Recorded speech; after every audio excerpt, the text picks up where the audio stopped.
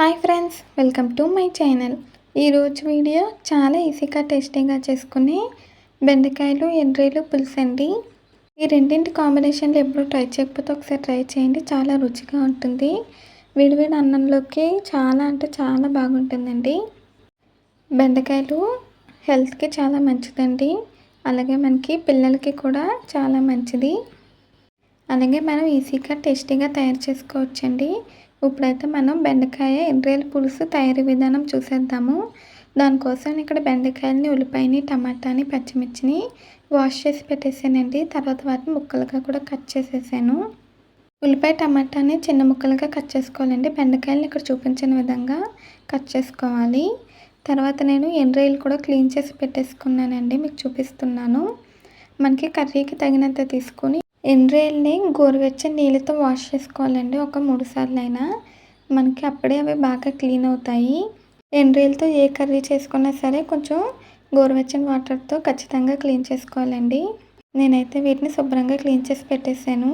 ఇప్పుడైతే మన కర్రీ తయారీ విధానం చూసేద్దాము.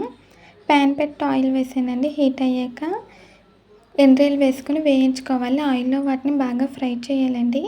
సిమ్లో పెట్టి ఫ్రై చేయాలి.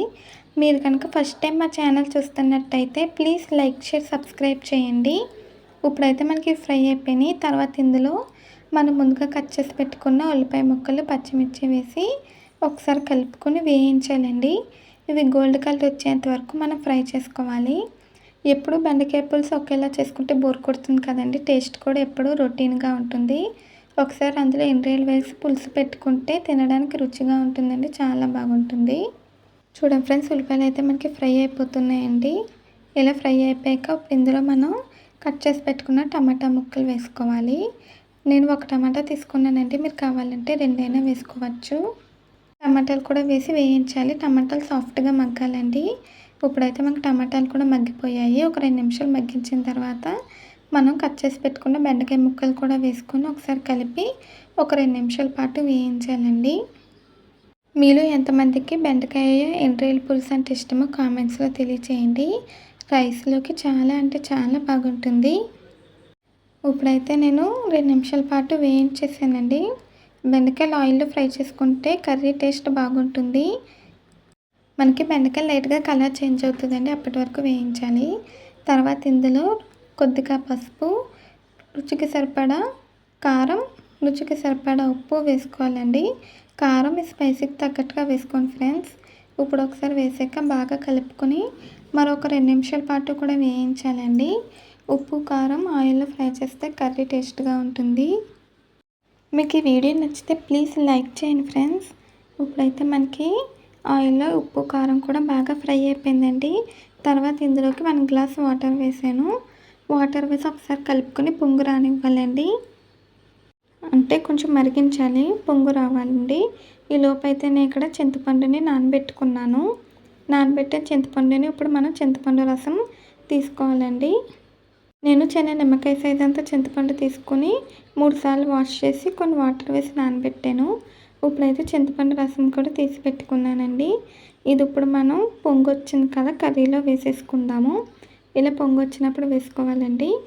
చింతపండు రసం కర్రీకి తగినంత వేసుకోవాలండి. కొంతమంది పుల్లగా ఇష్టపడతారు, వాళ్ళు కొంచెం చింతపండు ఎక్కువ తీసుకోవచ్చండి. కొంచెం తక్కువ పుల్లగా ఇష్టపడే వాళ్ళు చింతపండు కొంచెం తక్కువ క్వాంటిటీ తీసుకోవాలి. చింతపండు రసం కూడా వేసాక ఇలా పొంగు వచ్చినప్పుడు మూత పెట్టేసి సిమ్లో పెట్టి ఉడికించుకోవాలండి. మధ్య మధ్యలో మూత తీసి కలుపుకుంటూ ఉండాలి. నేను కర్రీ ఉడికిపోయాక చూపిస్తానండి మీకు. చూడండి ఫ్రెండ్స్, ఇప్పుడైతే మనకి కర్రీ ఉడికిపోయిందండి. మూత తీసి చూపిస్తున్నాను. మీరు కావాలంటే ఇందులో ఎగ్స్ కూడా వేసుకొని పులుసు పెట్టుకోవచ్చండి. చూడండి ఫ్రెండ్స్, మనకి ఆల్మోస్ట్ రెడీ అయిపోయిందండి. మనకి పులుసు దగ్గరికి రావాలి. కన్సిస్టెన్సీ కూడా మనకి కర్రీ కరెక్ట్గా వచ్చేంత వరకు కుక్ చేసుకుంటే సరిపోతుందండి. మనకి బెండకాయ ముక్కలు సాఫ్ట్గా ఉడికిపోతే పులుసు రెడీ అయిపోయినట్టే. మీకు చూపిస్తున్నానండి. బెండకాయ ఎండ్రేలు కూడా సాఫ్ట్గా ఉడికిపోయింది. అంతేనండి, చాలా ఈజీగా టేస్టీగా మనకి బెండకాయ ఎండ్రేల పులుసు రెడీ అయిపోయింది. ఇప్పుడైతే నేను స్టవ్ ఆఫ్ చేసానండి. ఇది వేడివేడి అన్నంతో సర్వ్ చేసుకుంటే చాలా అంటే చాలా రుచిగా ఉంటుంది. ఈ వీడియో నచ్చిందా అండి? నచ్చితే ట్రై చేస్తారా? ట్రై చేస్తే ఎలా వచ్చిందో కామెంట్స్లో తెలియచేయండి. ఈ వీడియో నచ్చితే ప్లీజ్ లైక్ చేయండి, షేర్ చేయండి, సబ్స్క్రైబ్ చేయండి. అలాగే బెల్ ఐకాన్ క్లిక్ చేయండి. ఈ వీడియో నచ్చితే కామెంట్ చేయండి. ఈ వీడియో నచ్చితే మీ ఫ్రెండ్స్కి రిలేటివ్స్కి షేర్ చేయండి. మళ్ళీ ఒక కొత్త వీడియోతో కొత్త రెసిపీతో కలుద్దాము. అంతవరకు బాయ్ ఫ్రెండ్స్.